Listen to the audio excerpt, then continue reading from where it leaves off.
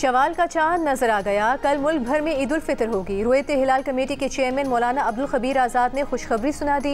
जियो news की जानिब से अहले वतन को शवाल का चांद मुबारक। सऊदी अरब, मुत्तहिदा अरब अमीरात, कतर, फिलीपींस, मलेशिया और ऑस्ट्रेलिया में ईद उल फितर कल होगी। बांग्लादेश और भारत में शवाल का चांद नजर नहीं आया। ईद उल फितर जुमेरात 11 अप्रैल को मनाई जाएगी।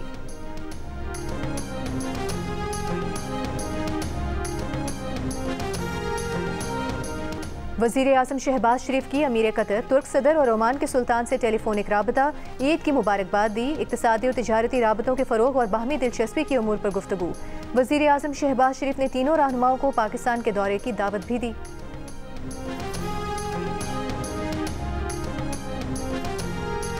और पीपल्स पार्टी के यूसुफ रज़ा गिलानी बिला मुकाबला चेयरमैन सेनेट मुंतखब हो गए। नून लीग के सरदार सैयदाल खान नासिर बिला मुकाबला डिप्टी चेयरमैन सेनेट मुंतखब। तहरीक इंसाफ का चेयरमैन और डिप्टी चेयरमैन के इंतखाबी अमल का बॉयकॉट। 9 मुंतखब अरकान ने हल्फ उठा लिया।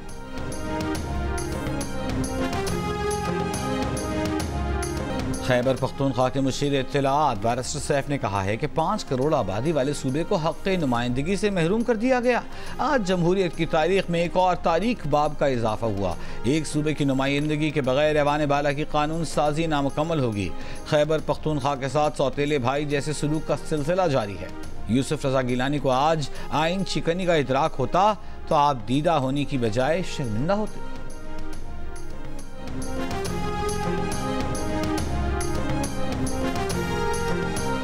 मुस्लिम लीग नून और तहरीक इंसाफ का दहशतगर्दी के मामले पर मिल बैठ कर बात करने पर इत्तेफाक। जियो न्यूज़ के प्रोग्राम कैपिटल टॉक में रहनुमा नून लीग बिलाल अजहर कियानी ने कहा कि हुकूमत और अपोजिशन एक गाड़ी के 2 पहिए हैं। उनका दहशतगर्दी समेत अहम मामलात पर मुत्तहिद होना ज़रूरी है।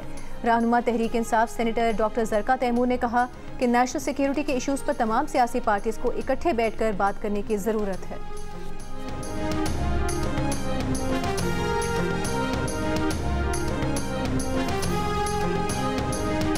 नोबेल इनाम याफ्ता मलाला यूसुफजई का वज़ीर आज़म शहबाज शरीफ को ख़त। वज़ीर आज़म मुंतखब होने पर मुबारकबाद। कहा पाकिस्तान को मुस्तक़बिल में मुश्किलात का सामना है। उम्मीद है कि आपकी क़यादत में मुल्क तरक्की करेगा। हुकूमत को पाकिस्तान में लड़कियों की तालीम पर खुसूसी तवज्जो देनी चाहिए। पाकिस्तान इस वक्त GDP का 2% से भी कम तालीम पर खर्च कर रहा है। चाहते हैं कि पाकिस्तान तालीम पर GDP का खर्च 4% तक बढ़ाए। मलाला फाउंडेशन ने पाकिस्तान में तालीम के फ़रोग़ के लिए $1.5 करोड़ फराहम किए। मलाला फ़ंड तालीम, ख़ास तौर पर लड़कियों की तालीम के लिए आपकी कोशिशों में भरपूर ताउन करेगा। उम्मीद है आप अपने पार्टी मंशूर की रोशनी में तालीम के लिए बजट बढ़ाएंगे। FBR का टैक्स चोरों की 5 लाख सिम्स ब्लॉक करने का फैसला। एक्शन इसी महीने मुतवक्के। जंग और द न्यूज़ में शाया होने वाली रिपोर्ट के मुताबिक FBR ने ईद उल फितर के बाद नॉन फाइलर्स और अंडर फाइलर्स के मोबाइल फोन्स की 5 लाख सिम्स ब्लॉक करने के मंसूबे को हतमी शक्ल दे दी है।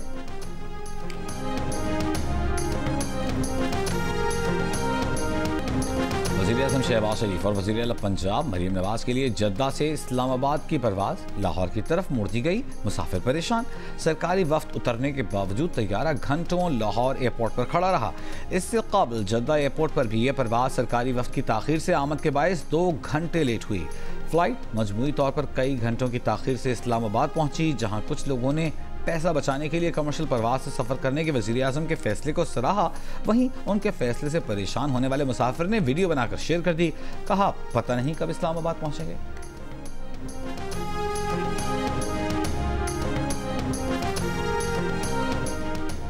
कराची के इलाके साइट मेट्रोविल में 1 करोड़ 26 लाख की डकैती के दौरान 2 अफराद के कत्ल की वारदात में मुलविस मुबैना मुल्जिमान की CCTV तस्वीर सामने आ गई। तस्वीर में मोटरसाइकिल पर सवार 2 मुल्जिमान को लूटी गई रकम के साथ देखा जा सकता है। पुलिस बड़ी डकैती में मुलविस मुल्जिमान को गिरफ्तार नहीं कर सकी। शेरशाह में 10 दिन पहले डकैती मुज़ाहमत पर जख्मी होने वाला कोस्ट गार्ड एहलकार आज अस्पताल में दम तोड़ गया। सिर्फ रमज़ान में डकैतियों के दौरान 20 अफराद कत्ल किए जा चुके। रवा साल डकैती मुज़ाहमत पर कत्ल किए गए अफराद की तादाद 59 हो गई।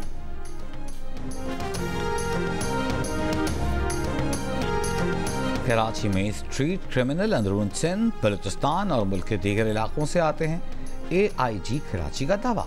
इमरान याकूब का कहना है कि क्रिमिनल को कराची में ईद का सीजन बहुत बड़ी मार्केट नजर आती है। शहर में रमजान में 3 से 4 लाख गदागर भी आते हैं, ईद सीजन लगाते हैं। रिवायती तरीकों से क्राइम को ट्रेस नहीं कर सकते, हमें जदीद तरीकों पर जाना होगा। कराची में ज्यादा कैमरे लगाए जाएं ताकि मुल्जिमान की निशानदेही हो सके।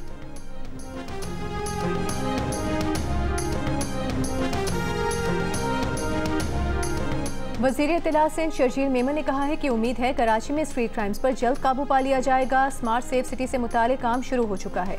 कराची में अमन व अमान की सूरत हाल पहले से बेहतर हुई है। कराची बड़ा शहर है, मरहला वार सेफ सिटी प्रोजेक्ट मुकम्मल किया जाएगा।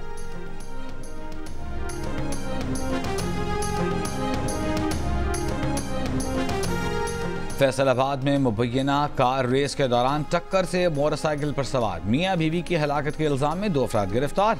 पुलिस के मुताबिक मुल्जिमान ने कार रेस के दौरान जैन असलम और उसकी बीवी को कुचल दिया था। वाकया 7 मार्च को पेश आया था। मकतूल जैन अपनी बीवी को चेकअप के लिए अस्पताल ले जा रहा था जब वो कार की टक्कर से जाँ बहक हुए।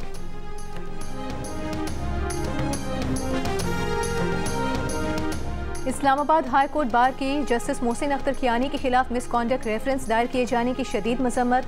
रेफरेंस को झूठा, बेबुनियाद, गैर संजीदा करार दे दिया। एलामी में कहा कि रेफरेंस का मकसद जजेस और अदलिया पर दबाव डालना और बदनाम करना है। हाई कोर्ट बार आइन की अमलदारी, आज़ाद और खुद मुख्तार अदलिया के उसूलों पर यकीन रखता है।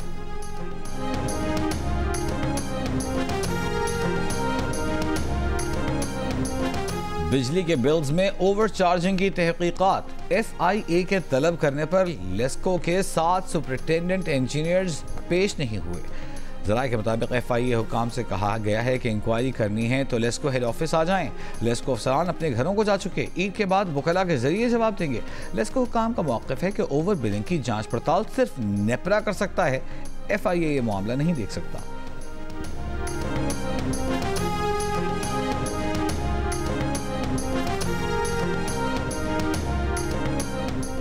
सिंध के बेशतर शहरों में गर्मी। कराची में 37 डिग्री की गर्मी 40 डिग्री की महसूस की गई। नवाबशाह 41, हैदराबाद और दादू में 39, ठट्टा 38, सखर में 37 डिग्री रिकॉर्ड। महकमा मौसमियात के मुताबिक सिंध के बेशतर मकामात पर 11 अप्रैल तक मौसम गर्म रहेगा। 13 और 14 अप्रैल को कराची में आंधी और गरज चमक के साथ बारिश की पेशगोई। पंजाब में 10 से 15 अप्रैल के दरमियान वक्फे वक्फे से तूफानी बारिशें होंगी।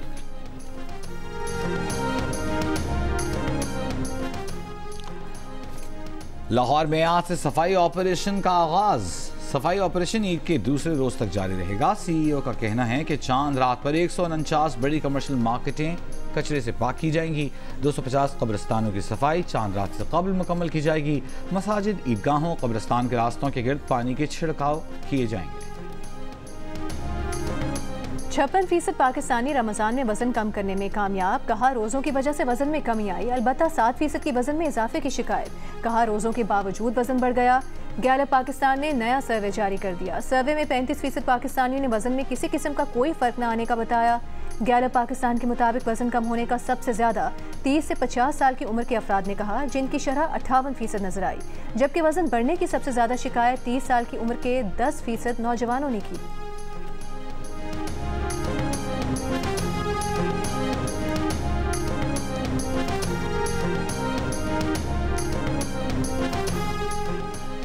इसराइल के गजा में वहशियाना हमले जारी। डेर अल बलाह, अल मगाजी कैंप और जनूबी गजा में बमबारी। मगाजी के मेयर समेत मुतादिद फ़लस्तीनी शहीद। कल से अब तक मजीद 153 फ़लस्तीनियों को शहीद कर दिया गया। आलमी दबाव के बावजूद रफ़ा में भी ज़मीनी हमले का ऐलान। इसराइली वज़ीर आज़म रफ़ा पर हमले की तारीख तय कर चुके। दुनिया की कोई ताकत हमें नहीं रोक सकती। अमरीका समेत इत्तेहादी भी 14 लाख फ़लस्तीनियों के मस्कन रफ़ा में ज़मीनी ऑपरेशन के मुखालिफ हैं। हमास रहनुमा ने कहा कि रफ़ा हमले की धमकियों ने जंग बंदी मुज़ाकरात पर सवालिया निशान लगा दिए हैं। आयरलैंड, स्पेन, माल्टा, सिल्वेनिया के बाद ऑस्ट्रेलिया ने भी फ़लस्तीन को रियासत तस्लीम करने का इरादा जाहिर कर दिया।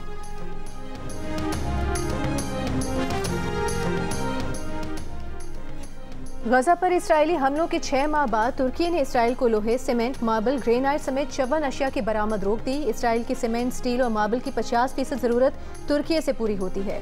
तुर्की ने पाबंदियां तब लगाईं जब इसराइल ने तुर्की को हवाई जहाज से गजा में इमदाद गिराने की इजाज़त न दी। तुर्की में इसराइल से तिजारत रोकने के लिए अवामी एहतजाज भी किया जा रहा था।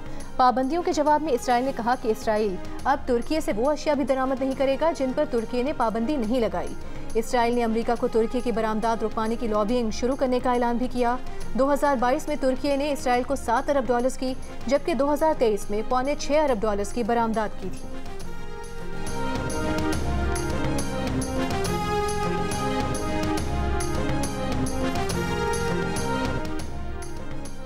लाखों की बस्ती तहस नहस हो गई, हजारों फलस्तीनी कत्ल कर दिए गए, नस्ल कुशी पर मबनी इक़दामात के खिलाफ दुनिया उठ खड़ी हुई, लेकिन अमेरिका को इसराइली जराइम अब तक नजर नहीं आए। व्हाइट हाउस के कौमी सलामती के तर्जुमान जॉन किर्बी ने एक बयान में सहाफ़ी को कहा कि इसराइल ने अब तक तो इंसानी कानून की कोई खिलाफ वर्जी नहीं की। अमेरिकी तर्जुमान के झूठे दावे पर अल जज़ीरा ने आईना दिखा दिया। इसराइली जंगी जराइम की न खत्म होने वाली फहरिस्त दुनिया के सामने रख दी।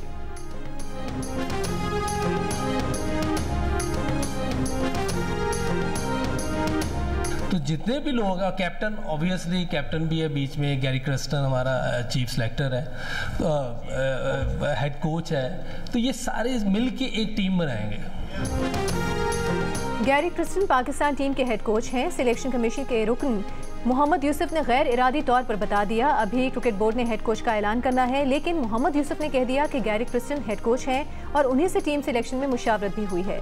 दिलचस्प बात यह है कि कीवीज के खिलाफ होम सीरीज के लिए अजहर महमूद हेड कोच हैं, लेकिन मुशावरत गैरी क्रिस्टन से हो गई।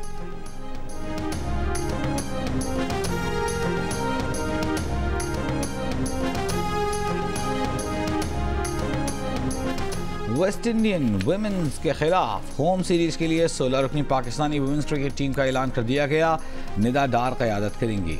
कराची में ट्रैफिक हादसे का शिकार होने वाली गुलाम फातिमा को आराम देने का फैसला। बिस्म मारूफ की शमूलियत फिटनेस में मशरूत 3 वनडेज और 5 T20 मैचेस की सीरीज 18 अप्रैल से कराची में खेली जाएगी। आज मेरा सवाल मैं भी शायद से है कि अगर आप ताबिश भाई के साथ मूवी करना चाहेंगे अगर आपको मौका मिला तो? क्यों नहीं?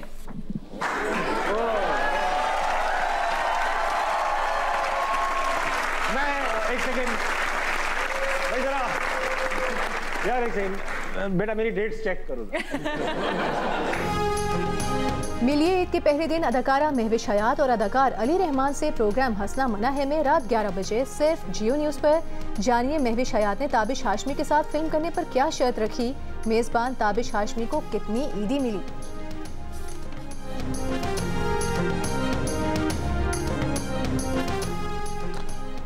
और ईद मनाएं, दुनिया भर में मौजूद अपने प्यारों को ईद की मुबारकबाद दें। जिन्हें का प्लेटफॉर्म आपके लिए हाजिर।